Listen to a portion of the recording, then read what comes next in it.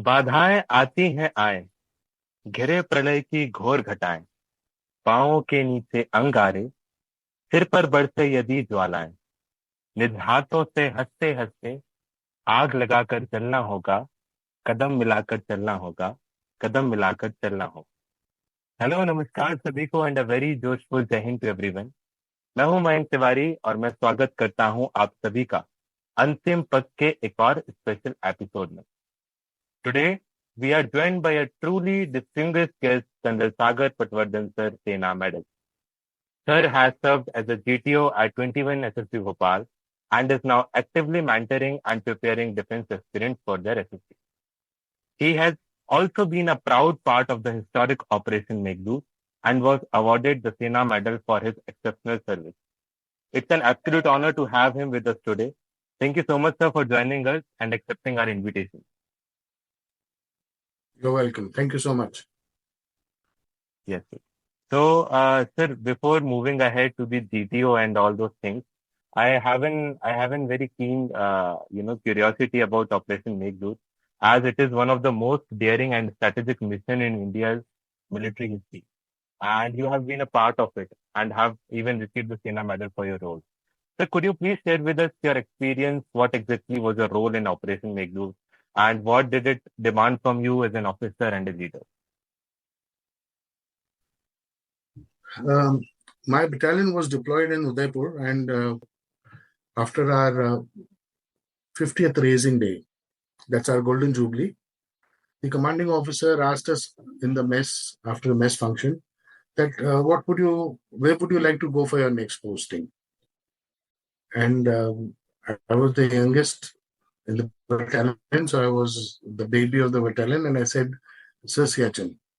And all the other senior officers, they were aghast. They said, you rascal, you want to go to Siachen, you can go to Siachen. Why are you dragging us with you? And it was my wish come true.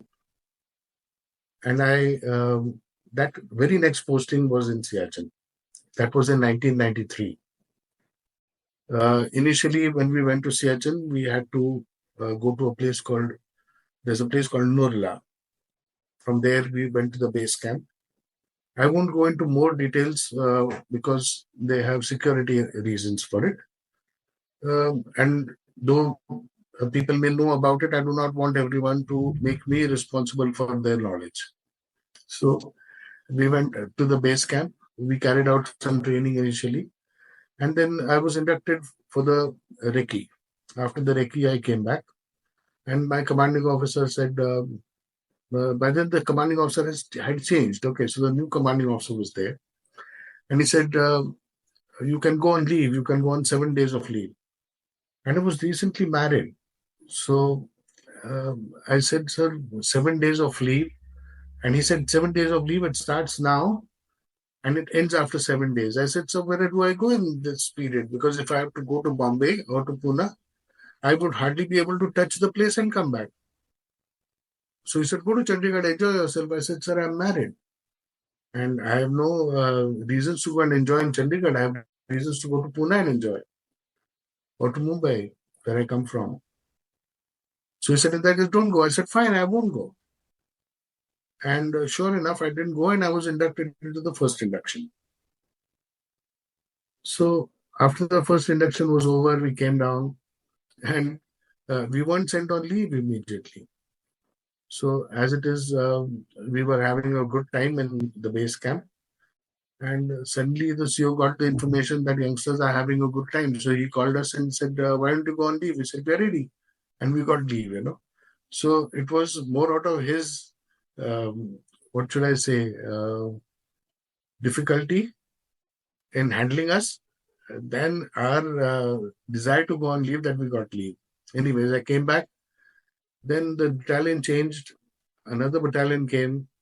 And the next battalion had a severe accident. They had a lot of people killed on the same post that I was commanding. And that post could not be opened. So I had to go up a third time. And that was the most interesting thing. You asked me something about the Siachen. And in the first 2 times when I went up, it was pretty okay, normal. I mean, there were challenges, no doubt. During the recce, we had one boy who had come with us who had severe problems of ulcer, and he couldn't carry his load, his own pack. That pack is approximately 22 kilograms. And the officers get fighting porters. That means they are up to a particular point, they get civilian porters. After that, you've got soldiers who carry backpacks for the officers. But there weren't adequate people to carry his backpack. So I took his backpack and I carried it. So that was a challenge because it is not easy to walk in snow with 22 kgs of weight on your back. And then we got caught in a slow blizzard. And with great difficulty, we were able to come out of it. That episode has also been reported in the BBC. And it is there in Nathan Gokhale's book also, what he has written. So, those were challenging times.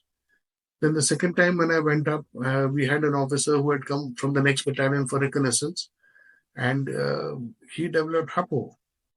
And evacuating him became a challenge. And we were very lucky that we were able to evacuate him, and he remained alive. And then, of course, when we went up the third time, that was because there were a lot of people who had died. To be precise, 8 people had died on that particular post.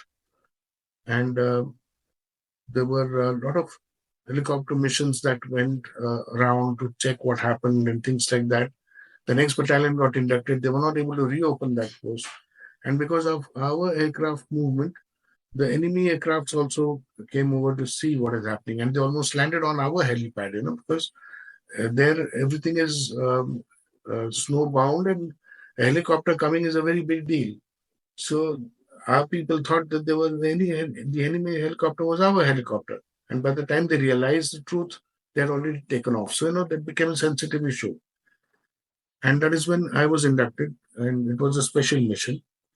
And we were able to establish the post again, reopen the routes to it, find the dead, evacuate them for their final rites, establish the reason why they could have met with the accident.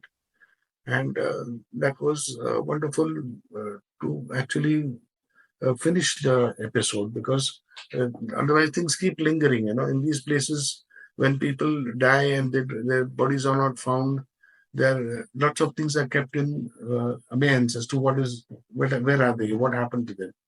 But fortunately, we were able to sort out all that. So that was a good part of it. Of course, what happened was sorrowful. It was not something that should have happened. Loss of life is always, and that of trained soldiers is always a sad thing to happen. Yes, sir. But then Siachen is more of a challenge, less than the enemy. It is more of the climate and the altitude. To add to the miseries, the enemy also takes his chances. Yes, sir. So that's how it is. Yeah, it really needs a lot of guts to go there and serve at such peak point of the nation. Now, sir, coming to our topic, coming to the GTO. So my first question comes to you is that GTO are known to be the friendliest and the coolest SSS. Do you think only the coolest have become GTOs? Well, actually, the GTOs, when we got recommended for the GTO course, one has to be very high in merit, and the marks also used to be very, very high. Should have been cleared by the GTOs. Only such a person was selected for the GTO course. And doing the GTO course is not easy. It is a tough course. It's one of the toughest courses I have attended in the army during my career.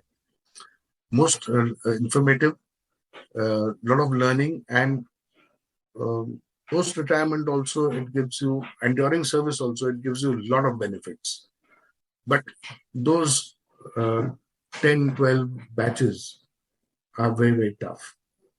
And it is to a large extent also the way it's God gifted to be able to assess 10 people simultaneously when they work, what they speak, what they do, to record it. It's a God's gift. Not everyone is able to do it. So the result on the course is also During our times it was 0.04%. So very few GTOs make it actually. Now they're the coolest ones. The candidates find him to be the coolest one because the GTO is always smiling. He never interferes in what we do. He wears a pair of black goggles, Ray-Bans, and he appears to be looking somewhere else. But from the back of his glasses and from the corner of his eyes, he's watching what you're doing. And he's recording everything. And even if you do the stupidest of things, he will turn around and say, "Well done, Commander. This is what you've done. Yes, it's a workable idea. And it is excellent." So at the end of the day, even the dumbest of guys, he feels, "Oh, wow, I did so well. I got a pat from the back from the GTO." And GTO never discourages anybody. So that is why he is considered the coolest. But when it comes to brass tacks, he's one of the ruthless ones. No doubt about it. Okay. Sir, there are 9 different tasks in GTO. So what exactly does the GTO is looking in a candidate? Because like in psychology, we see there are only 4 assessments and the interview is one-to-one interaction. But in GTO, we are having 9 tasks. So this is particularly a larger in number. So what is the reason behind so many tasks? And again, what is the GTO is looking? Okay. Look,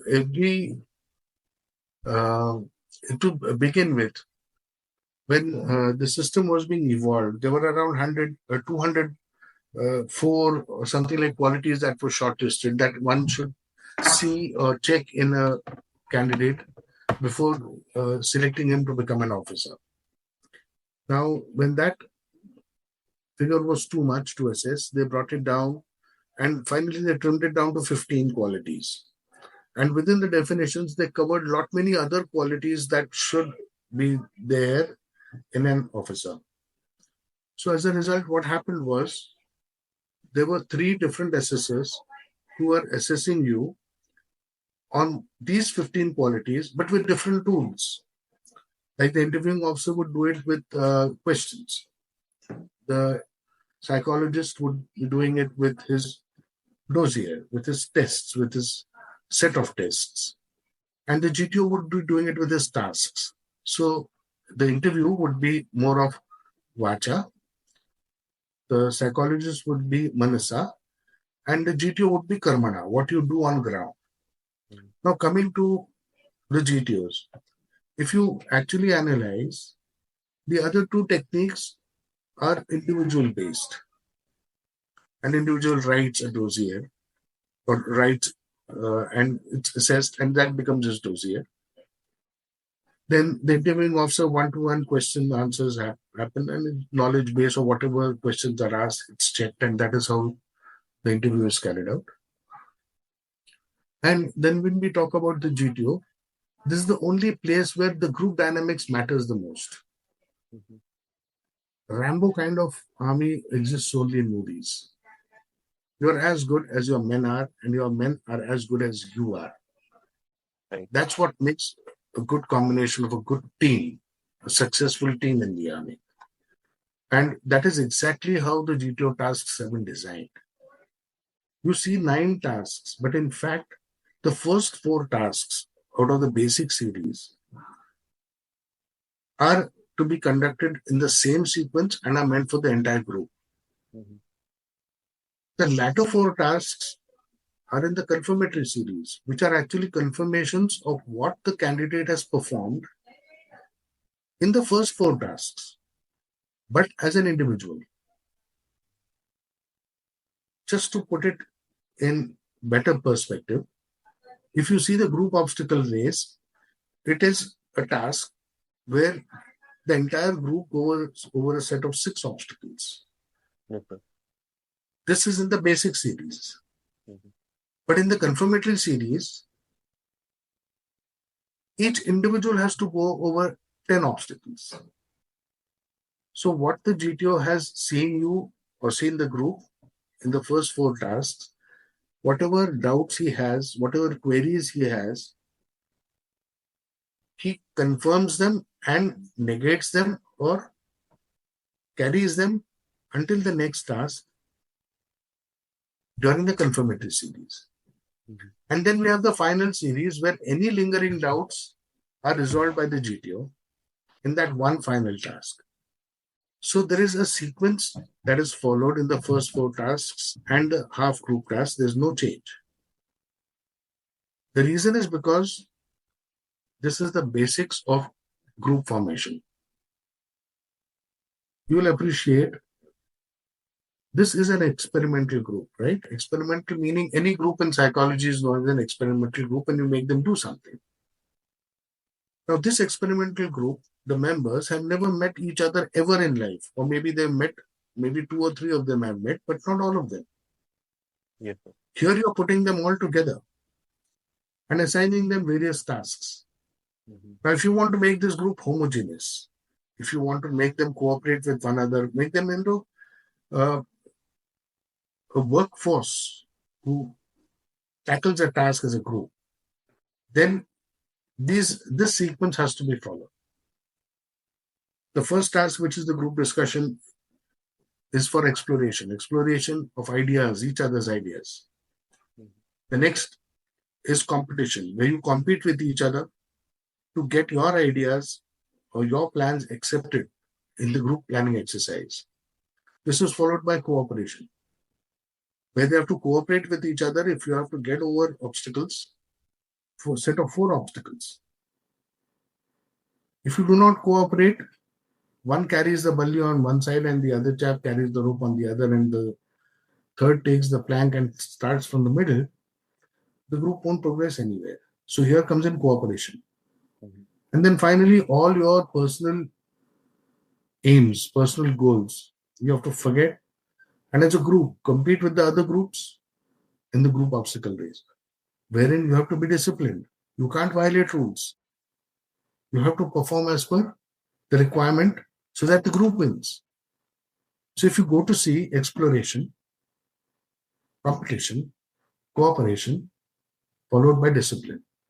And by the end of this 4th task, members of the group start swearing by one another. You ask any group after their SSB is over, they find that their group members are the best of their friends. And that is the beauty of this technique. Yes. That is the importance of this sequence. And that is why it is never broken. It should always be kept in the same sequence so that group formation takes place. So you see the 9 tasks is fine, but there's a purpose behind them, and there's a reasoning behind them. This is the reasoning. Yes. Sir psychology में हम कहते हैं कि CAT is the backbone of the cycle. तो even हम ऐसे ही GTO में भी क्या बेसिक सीरीज को जीटीओ का बैकबोन बोल सकते हैं? Yes. You can say, look, I'll tell you how it is. If you do not perform in the basic series, when the basic series ends, the assessment of the basic series ends. So a candidate performing in the confirmatory series, though he has not performed in the basic series, will not be considered by a GTO, because within a group he's not been able to perform.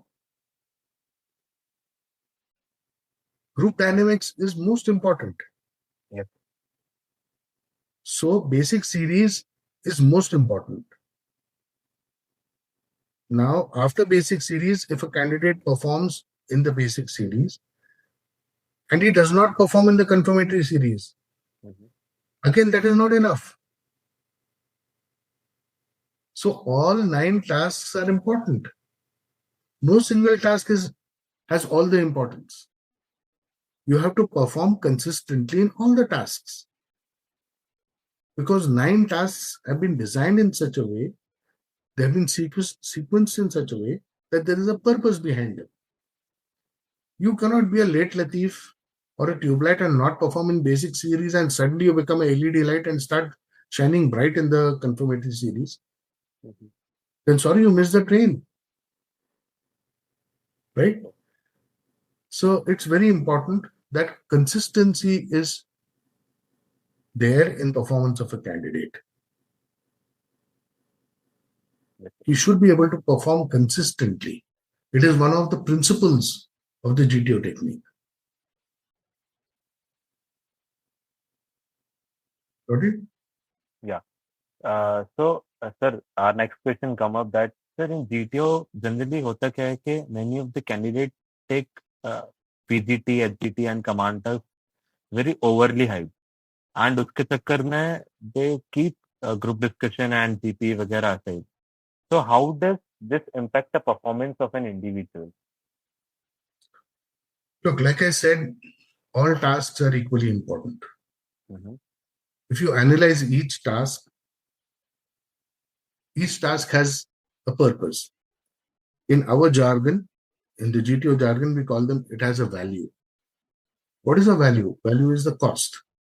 The cost of that task, the value of that task, the importance of that task. Why are you making a candidate do something in that particular task, in a particular way? Because you need to assess certain aspects pertaining to that task. Like, if you talk about the group discussion, it is his ideas that matter, how he expresses them. Similar thing you will find also in the lecturates.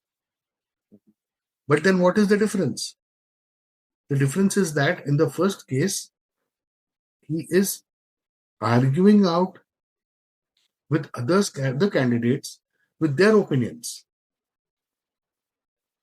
The same issue may house different opinions among different people.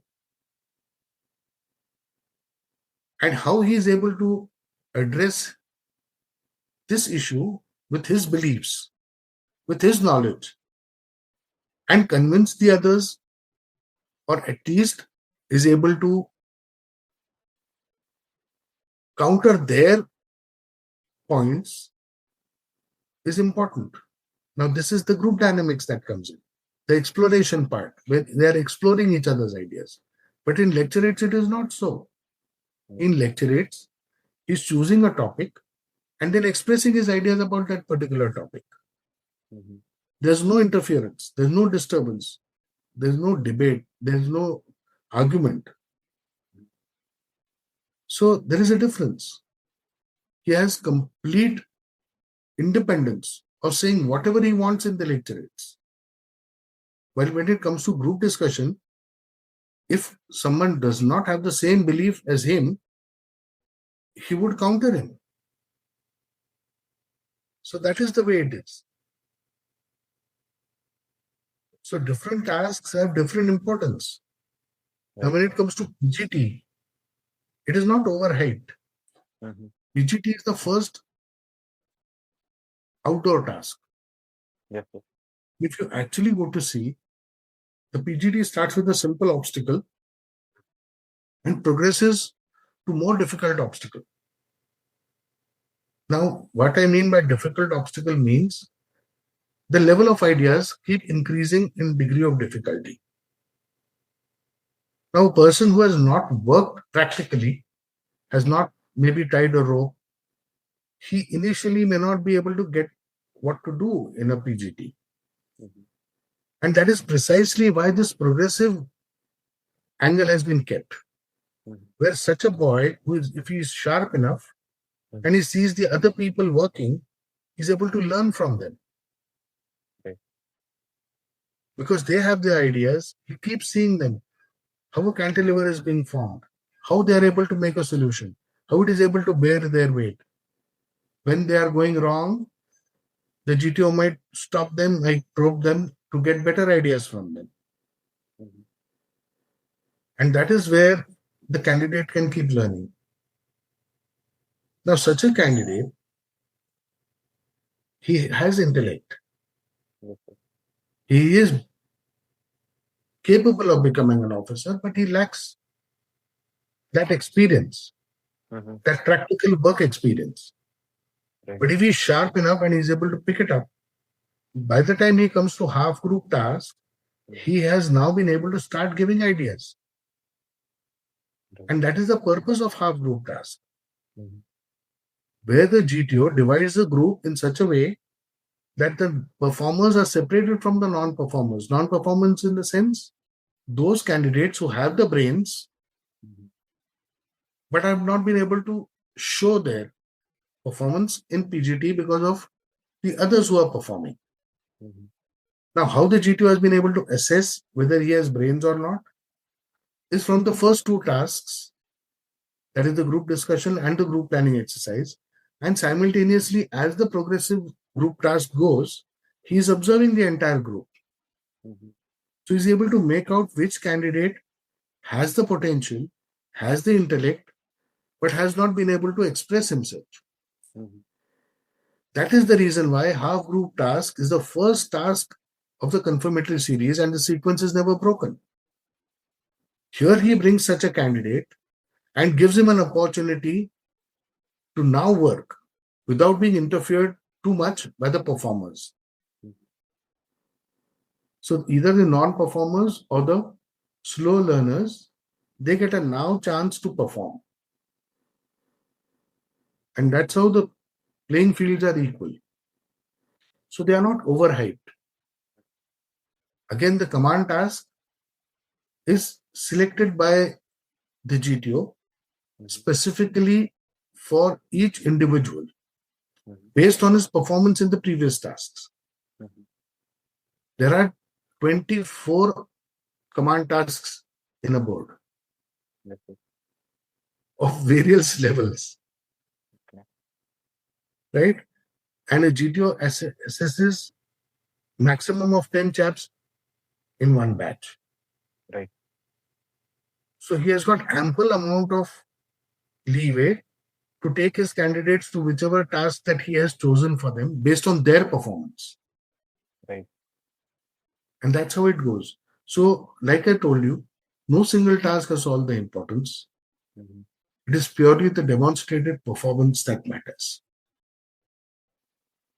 Yes, sir. Sir, but then a major doubt comes के आज के time पे तो lot of people go to the coaching. So for suppose if there is any chap, any candidate who is a slow learner, but coaching से जो train होके आ रहा है sir, he is so fast कि उसको मौके ही नहीं मिल पा रहे किसी जगह. उनका practice इतना ज्यादा हो गया. So what happens in those cases, sir? Look, I'll tell you something very honestly. Once upon a time, coaching was not looked upon uh, very magnanimously in the assessor fraternity. Mhm. But then for every service and for every exam, we find coaching has started and everyone is going there because competition has increased. Right. So then we had to, I won't say modify, but fine tune our assessment depending on a coached candidate and a fresh candidate. We can make out who is coached and who is not coached, Mhm. right? And we give the benefit of doubt to the uncoached raw candidate. But when it comes to coaching effect, can you tell me how many coaching academies might exist in India? Around 10 to 15 for SSB, like for those having a good ground and all. Well, yes, you can say that. Mhm. And what do you think is the amount of candidates that go to each academy? What would be the duration? For 14 to 15 days, A fortnight? yes, sir. How many candidates in a batch? Probably could be around 100, 100. So 200 in a month. right? So 2400 in a year in one academy. Yes, sir. 10 academies, how many? Sorry? If there are 10 academies, like you said, Yes, sir. that makes it how many? 24,000. Right. Why don't all 24,000 get recommended?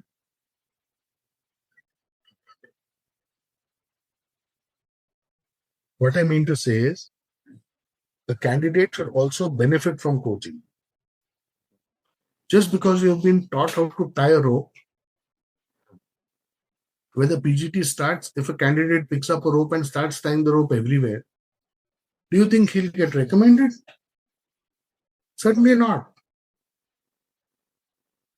Where the idea is supposed to be extremely simple, if he makes some kind of a complex idea just to show that he has some kind of intellect, he's not granted. Right. It is like killing a fly with a cannon. Mm-hmm. that doesn't make sense. Right. So what is imperative is the coaching should benefit the individual also. Mm-hmm. And if it has benefited him, he will definitely do well. But then the system takes care of it. Firstly, if the other candidate, who is a raw candidate, is able to see him working in a PGT, he'll be able to pick it up. He's a fast learner. He'll be able to pick up what is being done by him. Mm-hmm. And he will start taking part in the task as it progresses. And like I said, the system will take care of it. The GTO clearly makes out who's coached and who's not coached. Therein, he gets an opportunity to separate these performers during the half group task. So that's how the system takes care of it. Yes, sir. You can get as much amount of coaching as you want. But to be very honest with you, there are a lot of surprises that are always there. To begin with, when we talk about the group discussion, the GTOs invariably come with their newspapers in the morning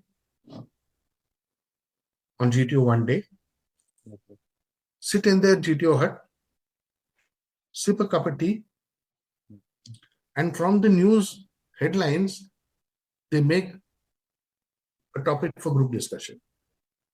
Okay. So each time it is afresh. Mm-hmm. There is no question of a candidate, right? There might be some topics that are very common topics, but they come later because there are two group discussions. Invariably, we give a domestic and an international topic in the first one with a choice, and then a social topic. Okay. So there is the surprise, what is going to come. Likewise, when it comes to GPE, the way he's able to prioritize things as per their importance, task, the resources to achieve the aim. Even the best of coached candidates tend to get swayed. Yes, sir. PGT, of course, having learned how to tie ropes and how to place planks, it might benefit. But then what can you do about courage part of it? Right.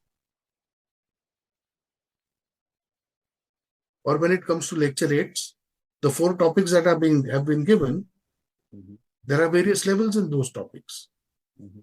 And we keep changing them, modifying them. So a person has to prepare himself. Just undergoing coaching for 15 days won't get you through. You have to prepare yourself. So, sir, with this comes 2 myths. एक तो sir आता है command task का and एक आता है group discussion का. First I ask you about the command task myth के many people say कि अगर if you are getting an easier command task, so GTO is not recommending you, and if you are getting a harder command task, then GTO is certainly recommending you. So is this true, sir? How do you know it's a harder task, or how do you know it's an easier task? Like if there are many number of structures in that, there are many logics, so probably it is harder, and अगर simple breathing है उसमें तो then it is easier. ऐसा कुछ. Right. There are various levels of ideas which determine the degree of difficulty. Mhm. A candidate will perform as per his level. And yes, to a certain extent it is true In a command task, a candidate who is not there, who's not performing, who's not going to be recommended, the GTO certainly wouldn't like to waste time on him. Right. Taking him to a difficult task, for his level, I mean, right? Taking him to a difficult task of his level, when he comes to the task, he will keep staring at it. He'll keep violating rules. He won't progress at all. There's no point in taking him to such a task. And that will break his morale. Right. Is that the purpose? Not. That is not the purpose. Right? The group homogeneity has to be kept. He has to feel that he has done well. So he is taken to a task where he is able to perform as per his level, his mental abilities. Right? And that's why when he finishes, the GTO always gives him a pat on his back, whoever it is, and says, "Well done, Commander." That's where the coolest part comes. Right? Yes. Yes. But now coming to the difficult tasks. Yes. Look, I will tell you how it is. In a class of 50 kids, how to decide who is first, who is second? One who will be more intelligent. How do you decide intelligence? Through test, sir. Through test. And after correcting the test, what do you get? The one who will be intelligent will be getting the highest marks. Marks. So basically, marks will determine who is first and who is second, right? Right. Okay. So similarly, when an assessor carries out his assessment, specifically a GTO carries out his assessment, let us assume that there are 4 people in his group who are going to be recommended by him. Now, how does he decide who is first, who is second? To previous task. No. The teaching says that you will not carry forward any impressions of the previous task to the next task. It is the demonstrated performance in that particular task that matters. Right? So if that be the case, what tools the GTO has in the command task is that the design of the command task inherently has the capability of raising it or lowering it. Meaning, raising or lowering the level of idea. From a simple cantilever, lowering it to a direct bridging. From a simple cantilever, raising it to a modified cantilever. Okay. Now, when he raises the level of idea, if the candidate is able to perform, he gives him a higher, he places him in a higher set of marks. Again, he is able to raise the level. Again, he is able to perform, so he takes him higher. He actually takes him until he is able to break the candidate. And he has got various tools in terms of time pressure, in terms of distraction pressure, in terms of nagging pressure. To give you an example, Commander, last 30 seconds left. Commander, more than 1/3 of your time is over. Right? These are time pressures. Yes, sir. Then distraction pressures. Commander, you said you have a sibling, you have a sister at home, right? Now he's working, he's tying a rope and he's asking you a question. So he's distracted. He starts looking at you. As soon as he looks at you, you say, "You keep working. Don't look at me. You keep working and answer my question." So again, he's distracted. Right? So he says, "Yes, sir. I have a sister at home." Okay. And have you ever considered whether you want her to join the army or not? "Sir, don't look at me. Keep working." Right? So this is distraction pressure. Nagging pressure is, "Commander, your subordinate is violating rules." So you keep nagging him. Or raising the level can also mean, "Okay, Commander, now this Balli is not available to you. Now what can you do?" "Okay, Commander, the platform on which you are standing, from white it has turned to blue. So can you keep your Balli on that?" No. So you keep denying things. That is also a way of raising the level and increasing the pressure. So these pressures are applied in a command task, which are inherent in the design, so as to be able to pitch the level of the candidate. And that is how, within a group, if there are 4 candidates clearing, who is better than the other Mhm. and who should be graded better than the other, that is how it is decided by the GTO. Okay. So that's how it goes. So even the simpler task can be made out as the toughest one. Even the simplest task can be taken higher. There's no doubt about it. Yes. Now I'll come upon the myth of the GD, sir. In group discussions, sir, we are given 3 to 4 leads in every group discussion. So I have heard a lot of times that one should speak on only on one lead. Although all those 4 leads are important to that particular topic. So what is the truth behind it? कि किसी एक ही lead पे बोलना चाहिए या we can speak on 3 to 4 leads? Look, when we first and foremost, let me clarify that there are no 4 leads. There are only 3 leads. Okay. I'll tell you the reason also. Mhm. In GTO technique, 3 has a lot of importance. Yes, sir. Okay. There are 3 group discussions. There are 3 leads in every group discussion. Right.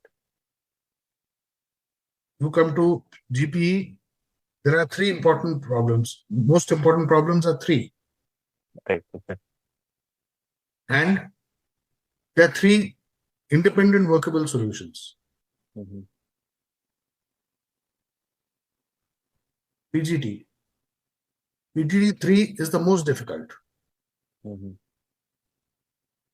GOR. At least 3 candidates should be holding the snake when negotiating an obstacle. Right. So get it? In each and every task, you will find 3 has importance. Yeah. Now coming to group discussion, we give 3 leads. Why 3 leads? Because if there is only 1 lead, there cannot be a discussion. Right. If there are 2 leads, it will become a debate. In case there are 4 leads, it will be a chaos. That's why 3 leads. Mhm. These 3 leads are compatible Mhm. and equally important. So any candidate saying all 3 are important, Mhm. we do not look upon him very kindly. We know they are all important. That's why we've given it to you as leads. Right. But in the preamble, what do we say? In your opinion, which is the most important? Right? Now, in the briefing, the GTO says you can say what you like, when you like, as many times as you like. There are no restrictions. Mhm. Undoubtedly. If you spoke on one lead, you can speak on the other lead also. But when he gives out the preamble and he says, in your opinion, which is the most important thing, and when you start speaking, in your opinion, on the most important thing, how can the other things be important to you? Right. Right? So preferably you should keep speaking on the same lead, unless you have been convinced by the other speaker about some other lead Mhm. and you start agreeing with him. It doesn't go against you. Yes, sir. It is being accommodative. It is being open-minded that yes, there is certain relevant points that have been brought up Mhm. beyond my beliefs, and I'm convinced. Fine. But it does not mean that you give up completely your stand about a particular lead. Mhm. Getting it? Got it. So preferably you should stick to your lead and speak on that lead because you have found it to be most important. Right. So, sir, is group discussion is all about facts or knowledge, or is it about our opinion as well? And if yes, then how we can build an optimistic opinion to see things with a varied angle? Look, first and foremost, what's important is to understand facts remain in their place. Hmm. Knowing those facts is knowledge. Okay. And from there, making your opinion is up to each individual. Mhm. So the way a person perceives the issue and what knowledge he's been able to acquire and what beliefs he has been able to form, he expresses them. So it's imperative that he increases knowledge base. Mhm. He learns to actually know more divergent views about the same thing. Mhm. And where he can do that is by going to the editorial page in a newspaper. Normally in the Times of India, it's the center page, left side. With the same issue, different people express different opinions. And that is, after his reading, he's able to form his opinions and express them. To give you an example, if you were to see what is happening in Gaza, the Israeli army is not letting the Hamas off. Mm. And there's a lot of hue and cry that they've been bombing the Gaza and the hospitals and schools and this and that has been destroyed. Mhm. It's one opinion. Mhm. But a few days later, when the IDF comes out with an entire base in the basement of a hospital where the Hamas leadership is killed, the entire opinion changes. The hospital is being used as a terrorist base. So isn't the IDF justified? Yes, sir. On 7th of October, what Hamas did, isn't the IDF justified? Yes, sir. People celebrating, enjoying themselves, a musical evening, and they are suddenly attacked and taken hostage. Mhm. Now, why do you hold the Israelites to the sword? Why not the Hamas? Right. Get it? So that is how it is. Different opinions about the same issue, how it is learned, the knowledge acquired, and what opinions are formed, Mhm. they're different. Like a lot of people have an argument, so what? There are other innocent people also. There are ladies Right. and children, old people also. So each thing has an argument. That's the way the discussion goes. Yes, sir. Right. So, sir, our next question is that is physical fitness a major factor in GTO tasks, or it is all about the mental? Both. Okay. Being in the armed forces doesn't make you um, a stud or a bull Mhm. or a monkey. It Right. has got to be an all-rounder. You've got to be not only just physically fit, but also mentally strong. After all, strength first lies here. Remember, on an elephant, you always have a mahout sitting. Mhm. Behind every bull who's pulling the plow, there's a farmer. Right. Right? Behind every monkey, or rather, next to every monkey is a madari.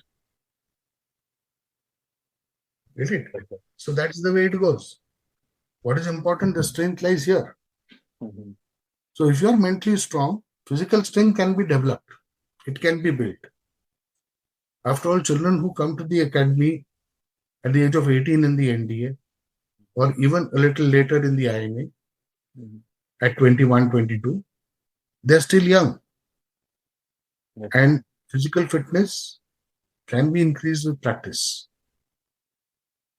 They are put through various exercises and their physical fitness is brought at par. Mhm.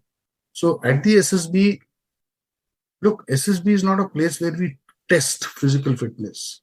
Mhm. A person coming from a rural background, probably who has been helping his father plowing the field, may be far more tougher than any urban child. Yes, sir. But then that urban child may have intellect.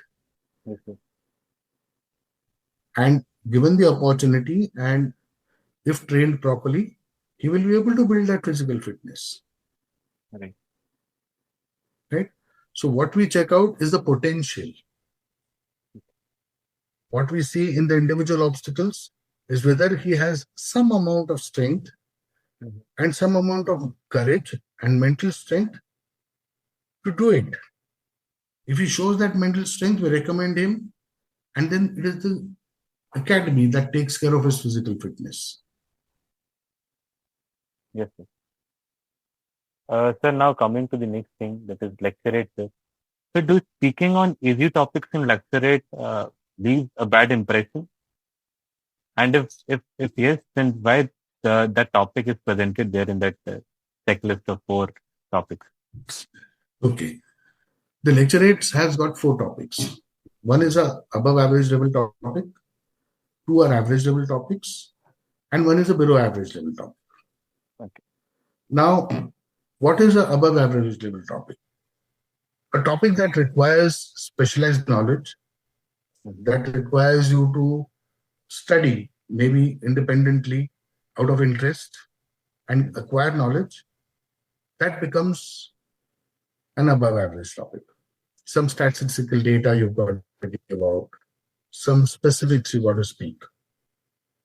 An average level topic is a topic which you generally find if you pick up a magazine or a newspaper and keep reading regularly. That is what you will find. You'll find adequate data in the open, what do they say? It's easily available. That I'll put it that way. Yes, sir. And a below average level topic is a topic on which anyone can speak. I'll give you an example. My favorite book, my favorite teacher.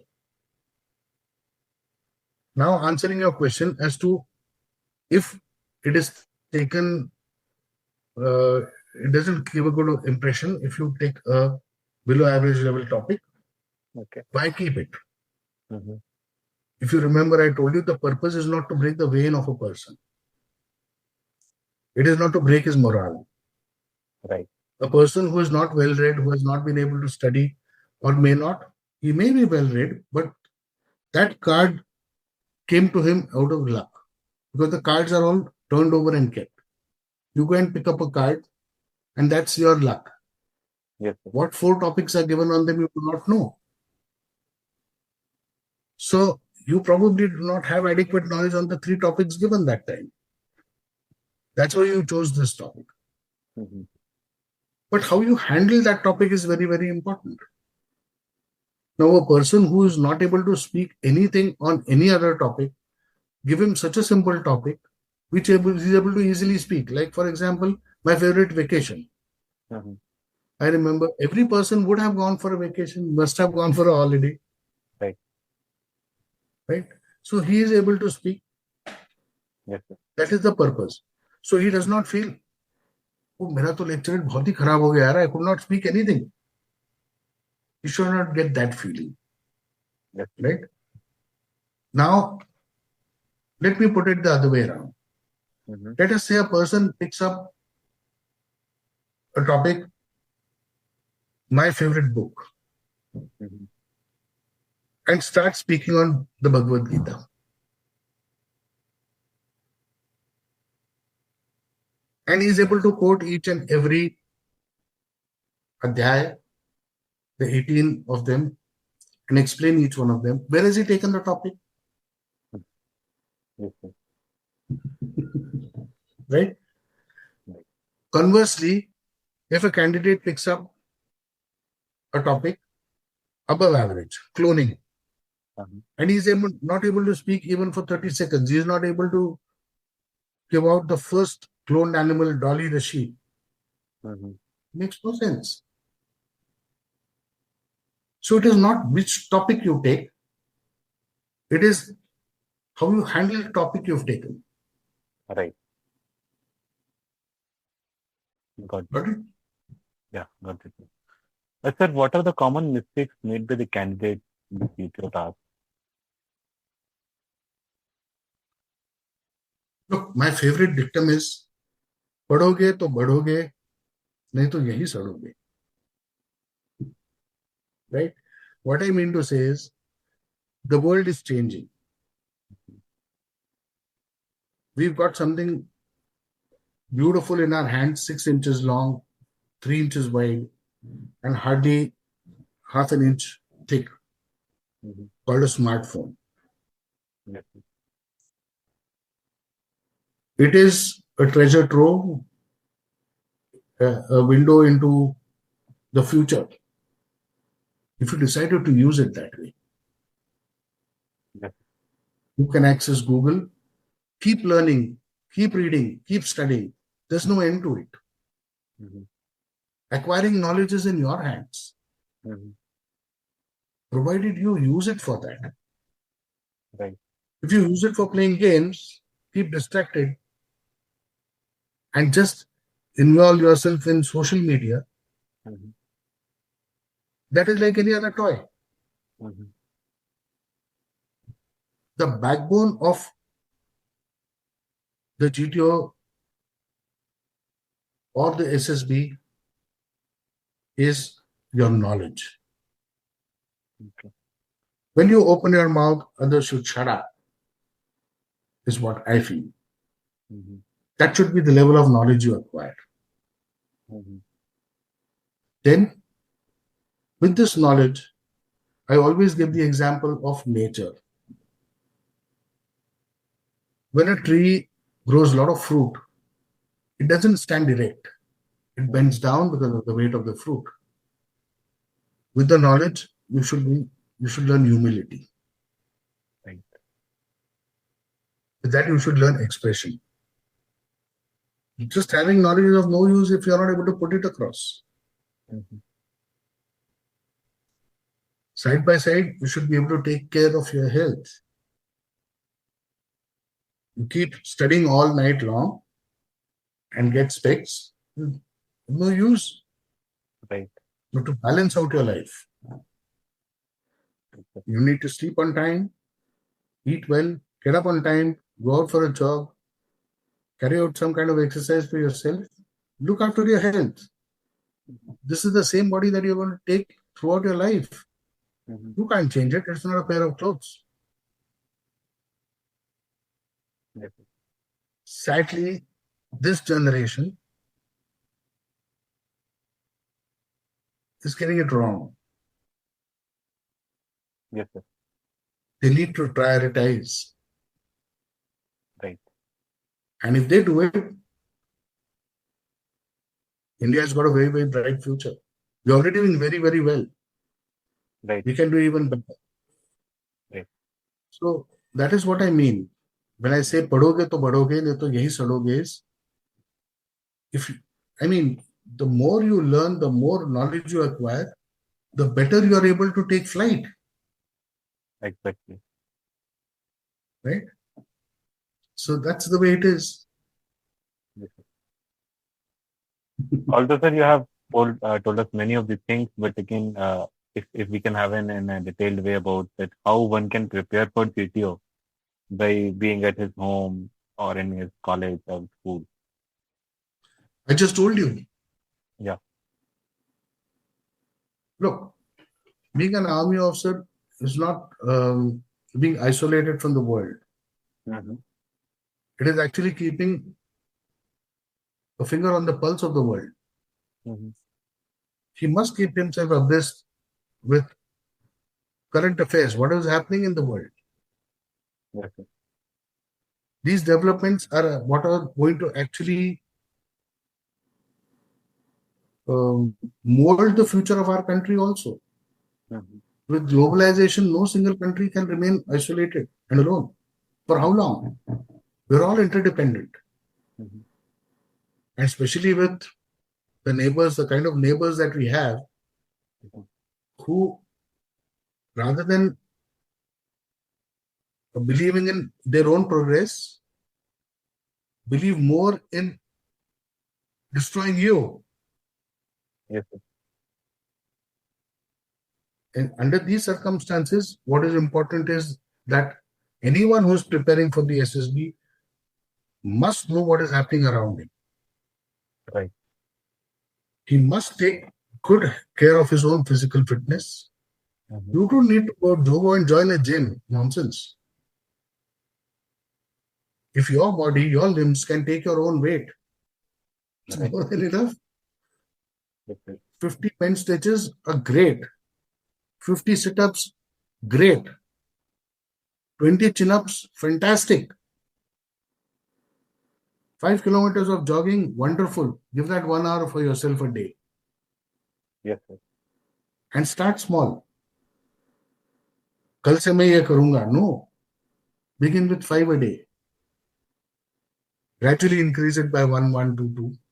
As your body keeps, the muscles start toning up. You don't need to go over a gym for that. You don't need a trainer for that. Human body is a beautiful machine. The more you subject it to hard work, the better it starts performing. Right. Make your own notes. You read the newspaper, make your own notes in a register. Very, very brief. So you read it and you are revised. And study. Anyone who is going to appear for written exams like NDA or CDSC, they must pick up 10-year-old papers and start solving them. Even if you're not eligible. What I mean is, let us say we have got a candidate who is in class 11. Unless he passes class 12, he is not eligible to join NDA, right? Right. Class 11, if he appears for NDA exam, he at least knows the pattern of the paper. Yes. I agree, he'll spend a little money. But then he'll come to know what kind of time frame is there, what kind of exam pressure is there, what kind of paper you get. And accordingly, he can start preparing. Right. Solve these 10-year papers. I would say coaching is not important. Just have a positive attitude. Nowadays, you've got N number of links. You got podcasts. You got YouTube. There's so many things put. Go through everything. Right. I'm sure it will be helpful. And then still you feel you're required to go for coaching. That's the big issue. Yes. So now coming upon to the certain myths, sir, there are certain myths like, is there any corruption in SSB Bhai Bandi Wala Koi system? I have never been approached by anybody. Right? Probably because you tend to build a reputation of yourself. Yes, sir. But even throughout, I've spent 10 years as a GTO. In Prayagraj, I was there for 4 years. And then in Bhopal, I was there for 6 years. And throughout, no one ever approached me. Yes. Probably because of the reputation that I had. But even during the selection, when the selection for the GTO course is made, the ACRs of the officer are also considered. His honesty, loyalty, integrity is taken into consideration. Yes, sir. Besides, the system is such that it is actually very, very difficult to influence someone. Because let's take an example. Let us say A wants to appear for the SSB. He has given his written examination. He has passed it.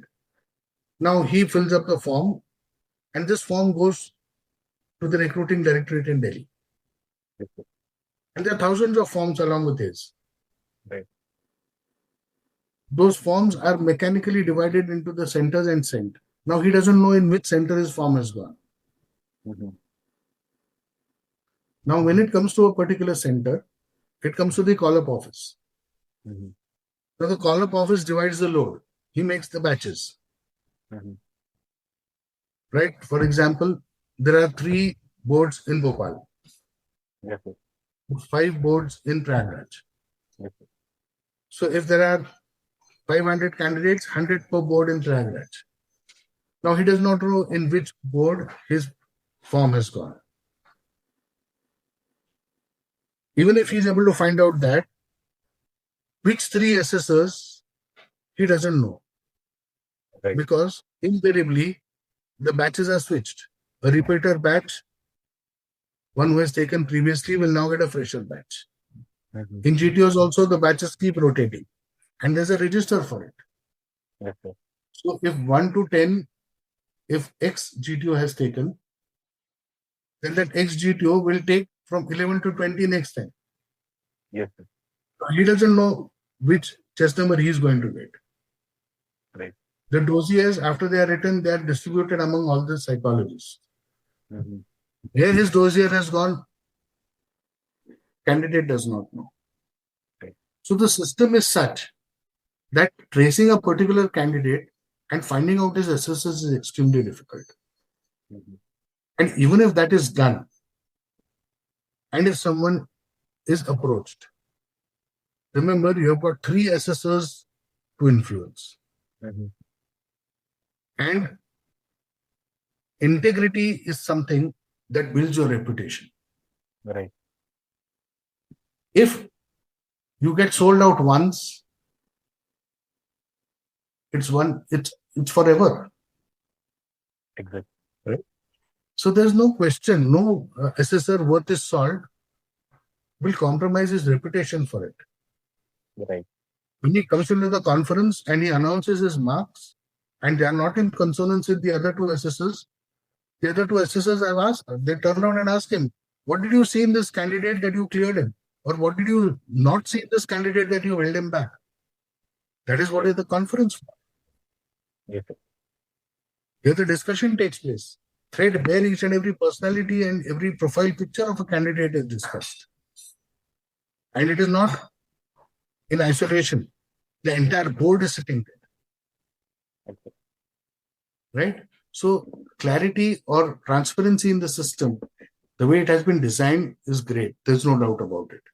Yes, sir. Though despite that, we keep hearing things.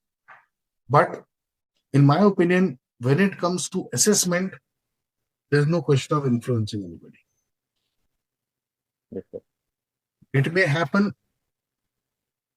What has been reported, maybe at the medical level, things happened or other things that came into the news.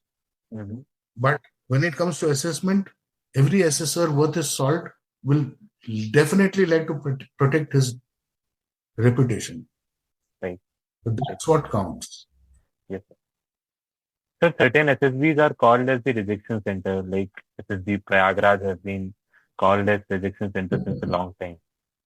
So is there anything like that? No, actually, even when I went for my SSB in 88, Prayagraj was called a rejection center. And especially my board, in which I got recommended, 11 board.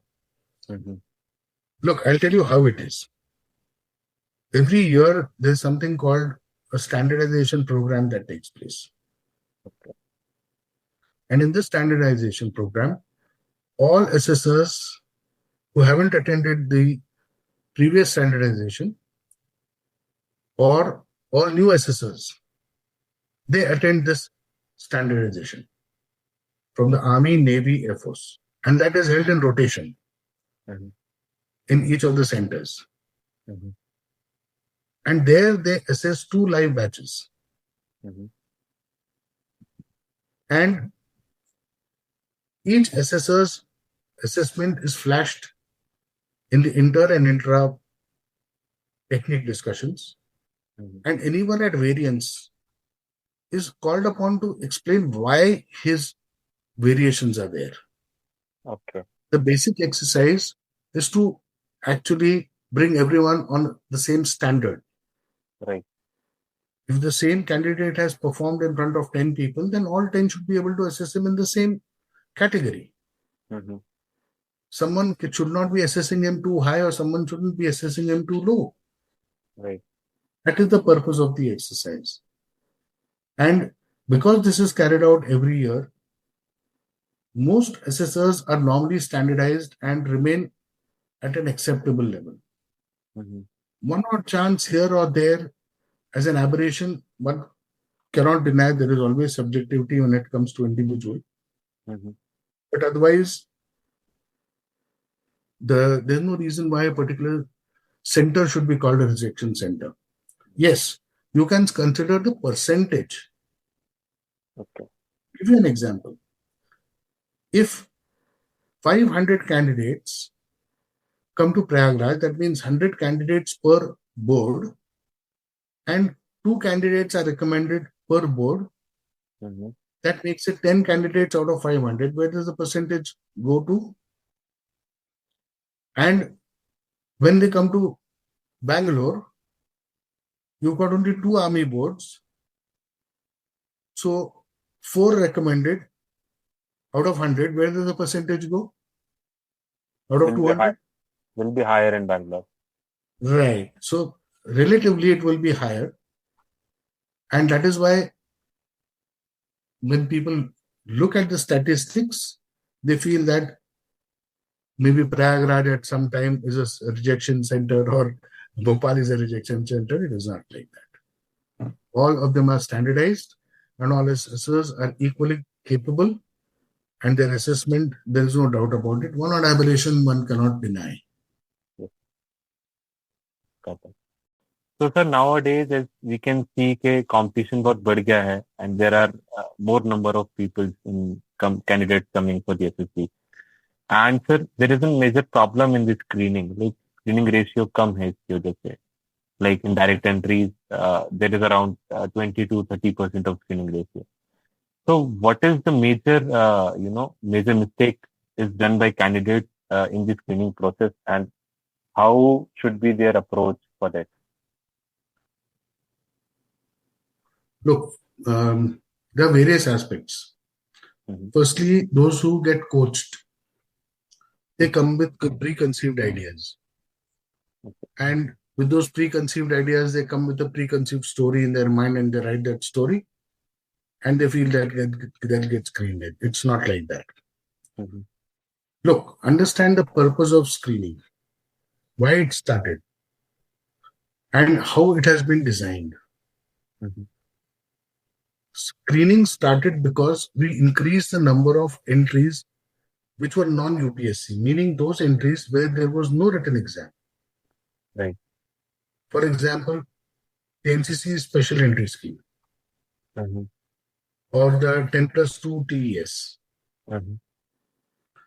The purpose of these were to get more number of candidates to join the armed forces without having to go through the route of written exam, just based on other aspects that could be equally worthy of bringing them a qualification.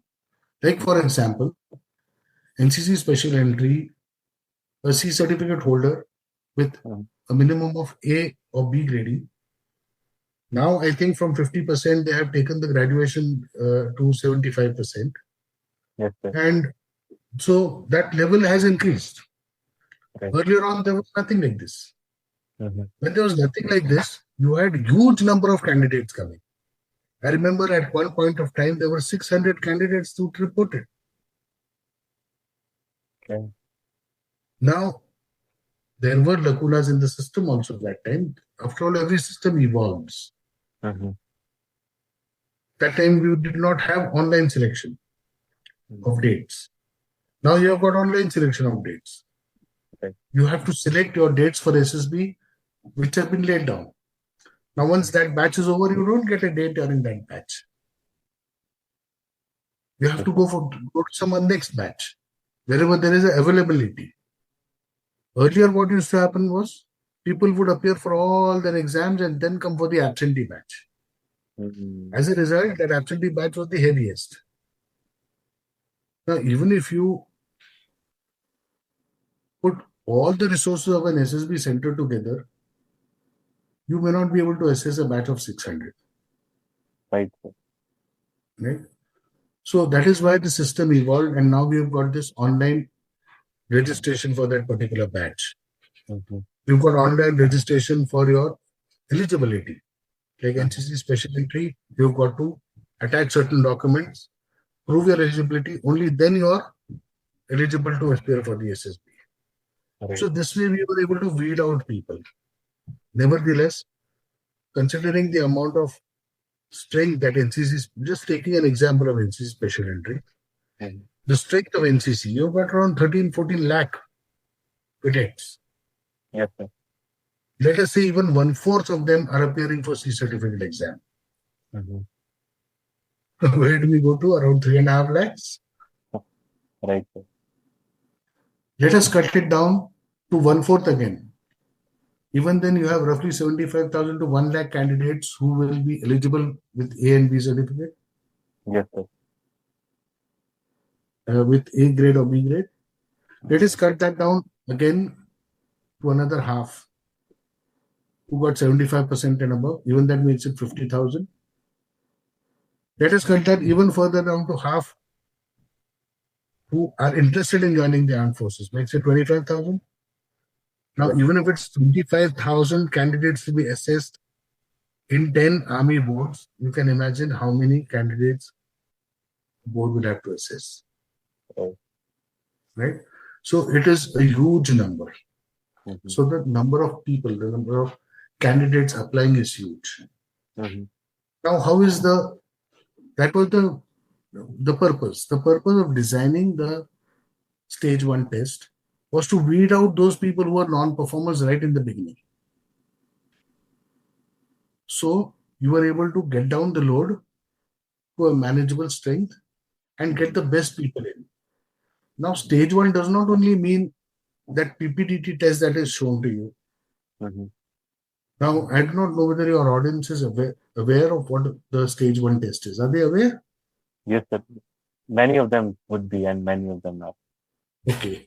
So you are shown a picture and you're required to write a story, then you usually discuss amongst yourselves after having narrated your story, and then come to an agreed group story. To put it in a very, very quick nutshell, I have given it out. Yes. But this is intertwined with your intelligence tests, verbal and non-verbal. These intelligence tests gives you your officer's intelligence ratio, OIR. Right. Now, any candidate who is OIR 4 or 5, which is considered low in intellect, he is not acceptable. Unless he is very, very good in his PPDT. So OIR 3, 4, or 3, 2, and 1 are more acceptable. Yes, sir. So that is the next save that is there. Right? And how it has been made. If you actually go to see a group discussion taking place to evolve a group story is something that you see in the GTOs. In the group planning exercise, you discuss the situation and come to an agreed group plan. Yes, sir. So it is something like that. Yes, sir. And here the picture has purposely been kept blur.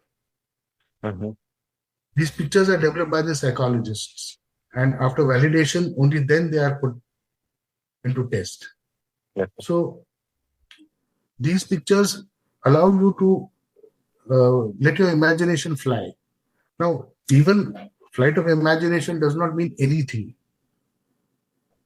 It means close to anything possible. So after a PPDT test is conducted, all assessors in the board go to the hall and see the picture at various distances, because a blurred picture at various distances, let us say from far, from middle, and from close, will appear differently. Right. So then they decide as to what kind of stories would be acceptable. Okay. And only then they go for the test. So these are the kind of things that we see. There we see whether a candidate is able to express himself, what the way his language is, what clothes he's wearing, the way he's presenting himself, whether he's domineering, whether he's shouting, or whether he's accommodative of others, whether his story to begin with pertains to the picture at all or not. Like I said, what kind of stories are acceptable? Yes, sir. How he goes about contributing to the group story, how he's able to manage others' feelings and get them also into the group. Because in a group of 15, 17 or 12 children, some people may or may not speak. Right. So is he able to get the non-speakers to participate? So there are various kinds of things that we see. The GTO briefs them about it before the task starts. And all three assessors are supposed to be present. Mm-hmm. The IO, the GTO, and the psych. All three are present. Right. Minimum of 3 assessors are required. Mm-hmm. Only then a stage 1 test is held. Right. So stage 1 test is extremely important as on today. Mm-hmm. You must participate and you must contribute. Mm-hmm. For that, you need to learn conversational English, your expression, and diction should be good. Join some public speaking class or read the newspaper aloud, listen to your own voice. Invariably, people have a habit of doing and it sounds very irritating. Right. And listen to so many cricketers speaking. Yes, sir. Right? So if they are going to think and speak, you might as well take a long pause. Mm-hmm. Like if you observe the entire podcast, the way I'm speaking, I'm not doing any no ragas. Yes, sir. I'm taking a long pause when I'm trying to think of a precise word. Exactly. But then that becomes your style. And that is more acceptable than singing ragas. Yes, sir. So stage 1 is important. You must concentrate on it. Learn to see pictures and write stories. Writing stories is not very difficult. Like any Hindi movie. Mm-hmm. Past, present, future. Put it in any sequence. It will always be there. Stick to the picture that you have seen. Yes, sir. Write sentences. Maximum of 20, 30 sentences. You should be able to finish your stories. If you go in words, 90 to 98 words, you should be able to finish your story. Keep it positive. You see a protagonist, describe him in the first line, come out with a positive conclusion. End of the story. It's so simple. Yes, sir. It is. So, sir, as now we are near to the end of a podcast. So I do have one interesting question. That do you have any funny incident while you were assessing the candidates at the SSB Bhopal and Prayagraj? If you can remember any of those.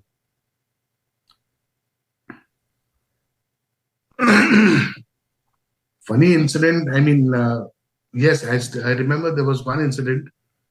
We had a girls' batch, and the girls' batches had just started. Mm-hmm. And I'm talking about 2003. That means it is around 23 years ago. Okay. So I was much younger than what I am today.